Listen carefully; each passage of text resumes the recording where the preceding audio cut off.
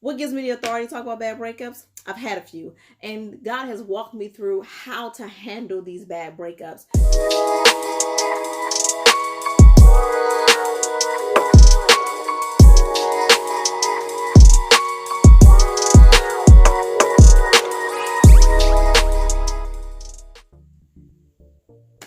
Hello, great people. It's me, Shakita Valentine, and we are back in our series Bad Breakups. If you have not already done so, go ahead and hit that subscribe button and that bell notification so you will be notified every Wednesday at 7 a.m. when the videos are uploaded. Also, if you haven't already done so, go back to last week and check out the video Bad Breakup series part 1. You gotta kind of get that before you can kind of get here. I'll figure out how to put it in the description box below or link it into this video. Anywho, in any way, let's just jump back right in. So we were last week in Matthew chapter 18 verses 15 through 22, and we were talking about bad breakups, and I was given those last week. What gives me the authority to talk about bad breakups? I've had a few, and God has walked me through how to handle these bad breakups. So as I said before, I talk to a lot of women and they go through bad breakups. Most of them are going through divorce, and I tell me whenever you're going through a divorce or a bad breakup, you want to go through it gracefully. You don't want to ruin your character as a graceful woman in God, or if you're not saved yet or not a Christian yet or thinking about it, you just still want to be a phenomenal woman on every angle. Bad isn't bad by the definition of bad in this series. Bad means it's better after. Better after. You got to check out last week's video to know what the first 2 D's are. One of the D's, I'll leave it at that. And know that the second D, once you go to the video, you will have to realize that if the discussion isn't not going to be had, know that person just is not mature enough to handle the discussion, or emotionally stable enough to handle the discussion. I think I referenced last week, hopefully I did, that because he won't or she won't have the discussion, the Bible refers to that person, or you can count them as a heathen or a tax collector. And a heathen is someone who doesn't have any morals, basically. And so you are now, instead of them being an immoral individual, I would say a heathen, I would say they're just an immature individual. They're just not ready for the conversation, or they just simply don't want to be involved anymore. So you got to be okay with that. So let's go on to the next D's. So the next thing is that we have to be better after the decision. I know you probably already have broken up, so pretty much you feel like the decision has already been made for you, and it has been. And please be okay with that. The decision is made. Now you have a decision to become determined. Determined not to let this thing get you down. If the Bible can tell you, count them as a heathen and a tax collector, that means keep going. That means keep it moving. Whatever phase you want to put it in, you have to be determined to get over the hump and be okay with the fact that that person does just not want to be with you.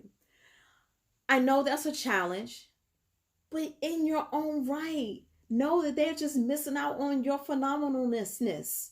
Whatever that is for you, you are determined. So you're better after the discussion. Check out last week's video, and you're better after the determination. Next, you're better after the division. You're better after the division. I know it's going to be hard, yes, but you're going to have to start doing the typical stuff that people do, and not in an aggressive way, in a way of gracefully bowing out that it's over. Removing yourself from a social media platform. You got to do it. Removing yourself from the circle by which may bring up some old feelings or emotions, or you might be exposed to that person. You're going to have to create that division. As further lining says that the Bible says, whatever you bound on earth shall be bound in heaven. Whatever you loose on earth shall be loose in heaven. And I say that is parallel to the division is because you got to just say, you know what, I'm going to let this go, or I'm going to keep this. I'm going to let this go, I'm going to keep this. Now, ultimately, the Bible is telling us you got to let it be God's decision. Whatever you loose, whatever you bound, whatever you do, at the end of the day, it's going to be God's decision. If you really get into the point of exegeting this text the proper way, this text is really saying let it be God's decision. This is an argument in the church. It's something's happened in the church, and these are church people trying to deal with an issue. And at some point, you got to let it be God's decision. And if you, so that in that regard, you got to let it be God's decision for the division. Okay. So, and then the last thing I want to say, better after, is you're better after the deletion. Now, don't go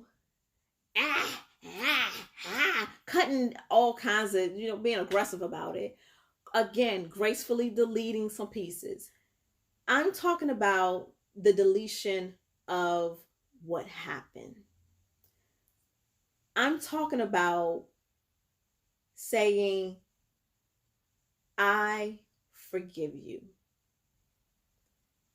It's over. I have forgiven you. It's over.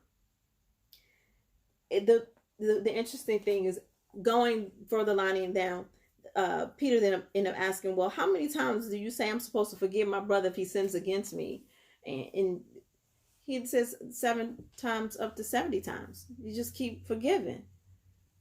I need you to understand the major thing to mending through a bad breakup is forgiveness. It is not forgiveness for the first person, the other person. The first person is you. Forgiveness for you. Forgive yourself, one, for making the choice that you did, because you don't think it was the best choice now. You did then, but you don't now. Forgive yourself for that. Secondly, forgive the other person for hurting, disappointing. Go back to last week. You got to find that emotion, for doing whatever they did to you, intentionally or unintentionally. Because there is no way in the world that you're going to be able to go to the next level in your relationship with the person at church, in your family, in a romantic relationship, until you have forgiven yourself and forgiven that person for whatever they've done. Please do that. You've probably heard this a million times, but forgiveness is so significant when you're dealing with bad breakups. Especially if Jesus tells Peter, listen, I know he sinned, you called him out you called your brother to the carpet and he sinned against you. The whole text kind of gives, he sins against you. You called him to the carpet. He ain't want to hear you. All right, you just counted the loss. But then he said, and then just keep going. Whatever, I'm going to keep going. And then he later says, well, you know what? At the end of the day, at the beginning of the day, you're going to have to keep forgiving them. And I'm not saying make yourself subject to being hurt again by the same person. I'm saying forgive them. It is a hard thing to forgive. I'm not saying it's easy. I've learned it along the way. Until this day, it feels so freeing to have gone through a bad breakup, because I'm better after the discussion. I'm better after the division. I'm better after the deletion. And I'm not talking about deleting pictures. I'm talking about deleting what they've done. Forgiveness is vital. Bad breakups, whenever you're going through a bad breakup, it's all about practicing forgiveness. You got to practice forgiveness. Got to practice forgiveness so you can trust you again, and so you can trust others again. Okay? I needed my tissue. I needed my tissue. So, comment below, share. I know it sounds so simple, but trust me, once you let that person and what they've done to you go, your life is going to be indescribable. With your family, with your relationship with other people will become indescribable. Because in the recesses of your mind, you're not holding on to what somebody else has done to you. Hear me. Indescribable. And I'm not just saying that. I'm sensing it. I'm feeling it. Your life is about to be indescribable once you forgive that person. I know it hurts. I know you don't want to get over it right now. But this bad breakup is all about becoming better after. And better after the deletion of what they've done is an act of forgiveness. I love you. So go and live your indescribable life. Forgive them. Forgive them. Forgive them. So you can have that indescribable life. I think that's all. I love you. God bless you. And until next week, as we continue to naturally live a spiritual life.